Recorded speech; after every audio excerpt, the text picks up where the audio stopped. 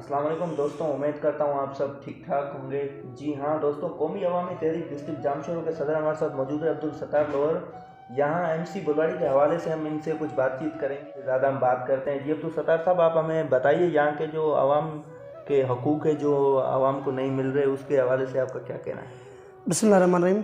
यहाँ पे आवाम के जो हकूक़ हैं वो दबाए जाते हैं, मतलब कि आवाम को जो हकूक़ मिलने चाहिए वो तो दिए नहीं जाते।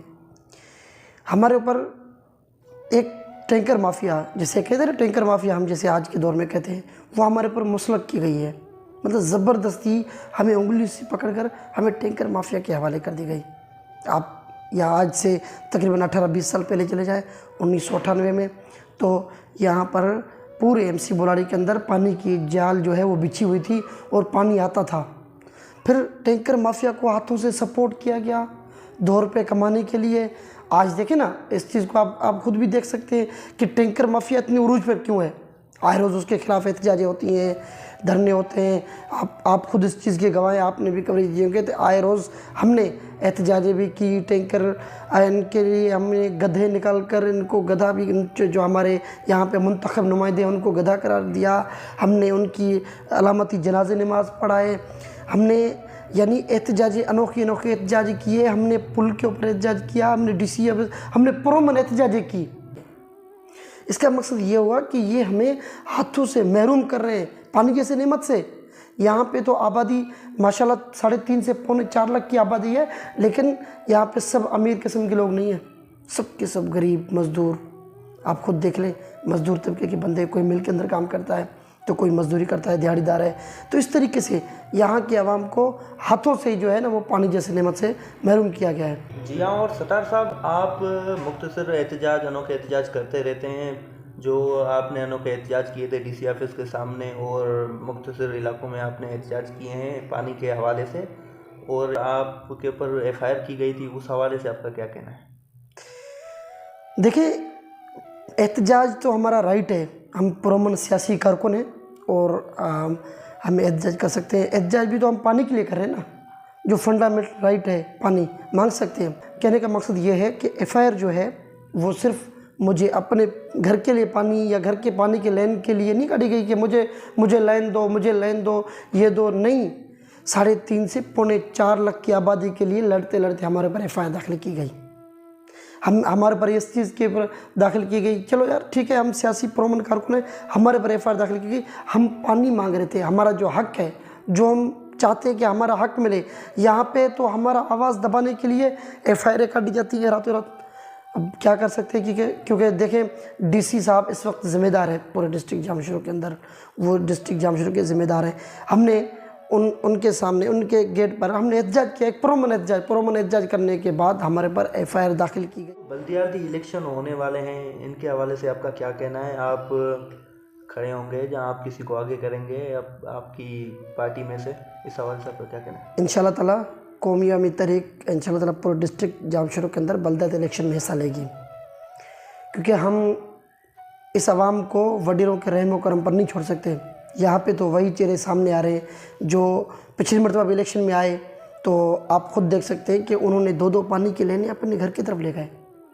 उनके अपने ज़ाती मकानात, ज़ाती फैक्ट्रियों के अंदर, और सफाइयाँ भी अपने मनपसंद इलाकों में होती है। यानी ये जब भी इलेक्शन के अंदर आते हैं उनको पता है कि अगर हम इस आवाम को कुछ भी नहीं दें, फिर भी इनको कोई भी ये किसी और के पास जा नहीं सकते, क्योंकि अगर इलेक्शन का टाइम आता है तो ये क्या करते हैं, हमें आपस में ज़ुबानों में लड़ा देते हैं, ये फ़लाँ सिंधी है, फ़लाँ उर्दू, फ़लाँ बलोच है, फ़लाँ मुहाजिर, फ़लाँ से। तो इस तरीके से ये हमें लड़ा देते हैं, हम आपस में लड़ते रहते हैं और वो उस चीज़ का फ़ायदा उठाकर इलेक्शन में जीत जाते हैं। लेकिन इंशाअल्लाह अल्हम्दुलिल्लाह से हमें इस इलाके के अंदर सिर्फ मेरी ज़ुबान बोलने वाले नहीं, बल्कि हर वो ज़ुबान हमसे मोहब्बत करती है, प्यार करती है, और हम उन्हीं के हकूक़ के लिए हम इलेक्शन में खड़े होंगे, क्योंकि इलेक्शन में खड़े होने से ही हम अपने हक जो है वो वसूल कर सकते हैं, हम ले सकते हैं। क्योंकि यहाँ पर तो गुंडागर्दी भी है। यहाँ पे आप खुद देख सकते हैं कि एक रोड की मैं आपको मिसाल देता हूँ। एक रोड है, जिस रोड को जहाँ बनना चाहिए था वो वहाँ बनने के बजाय उन्हीं के घरों के सामने जाके बन गई। क्या बजट यहाँ पर, यानी बजट जो है वो सिर्फ 3 नंबर से अपनी मनपसंद इलाकों के अंदर है। माना गलियों के अंदर है, मेन रोड ख़त्म लगा पड़ा है, उसको कोई मसला ही नहीं है, कोई भी चीज़ नहीं। यार म्यूनसिपल कमेटी ने 5 साल अपनी गवर्नमेंट के अंदर हमें क्या दिया? म्यूनसिपल कमेटी का हमने चेयरमैन मुंतखब किया, जैसे हमने इलेक्शन में जितवाया बाकायदगी से, वो इलेक्शन के अंदर आए, उसने क्या किया? उसने सिर्फ और सिर्फ अपनी इलाके नवाजे, अपने बंदों को नवाजा, उन्होंने अपने बंदों को नौकरियां दी। रातों रात कौन कौन आके सीटों पे बैठ गए पता ही नहीं चला। भाई ये सारे इनसे हमने इंटरव्यू लिए थे, ये हो गया। मतलब ये सिर्फ और सिर्फ वडेराशाही करके अपने ही बंदों को आगे लाकर ये अपने ही पेट भरने, मतलब एक किस्म का पेट भरना हुआ ना। 2.5 करोड़ मतलब कि बजट है हमारी म्यूनसिपल कमेटी बोलाड़ी की, उसमें आप पूरे इलाकों के चक्कर लगा लें, आप सारे इलाकों के चक्कर लगाएं, आप पूरे एमसी बोलाड़ी के अंदर चक्कर लगाएं, मुझे आप दिखाएं जिस इलाके के अंदर कहीं ऐसा कोई अच्छा काम हुआ हो। इधर कोई काम नहीं करते, ये सिर्फ अपने पेट भरने के लिए। इनको पता है कि सियासत के अंदर हमने जो खर्चा किया इलेक्शन में बस वही वसूल करना है, इनको गरीब आवाम से कोई वास्ता। यहाँ पर तो हमें स्कूल जैसी सहूलत भी नहीं रही। स्कूल के अंदर हमारे खुदा की बस्ती के अंदर एक ही स्कूल है, 20 से 30 से 40-50 हज़ार की आबादी है सिर्फ बस्ती की, ठीक है, मेरे ख्याल में और भी ज़्यादा होगी। तो उस आबादी के अंदर सिर्फ एक ही स्कूल है जिसके अंदर 400 बच्चे पढ़ते हैं। उसके बाद दूसरे बच्चे जो है वो प्राइवेट स्कूलों के अंदर पढ़ते हैं। प्राइवेट स्कूल जितनी जिसको ताकत नहीं होती वो बेचारे क्या करते हैं, अपने बच्चों को किसी ने गैरेज में खड़े करते हैं, किसी पकौड़े वाले की दुकान पे खड़े करते हैं, या किसी और जगह पे। आप इस वीडियो के ज़रिए एमसी बुलाड़ी के रिवासियों को क्या पैगाम देना चाहेंगे ताकि आवाम का हौसला बुलंद हो? मैं एक पैगाम देना चाहता हूँ एमसी बोलाड़ी के आवाम को कि आप लोगों को पहचानें।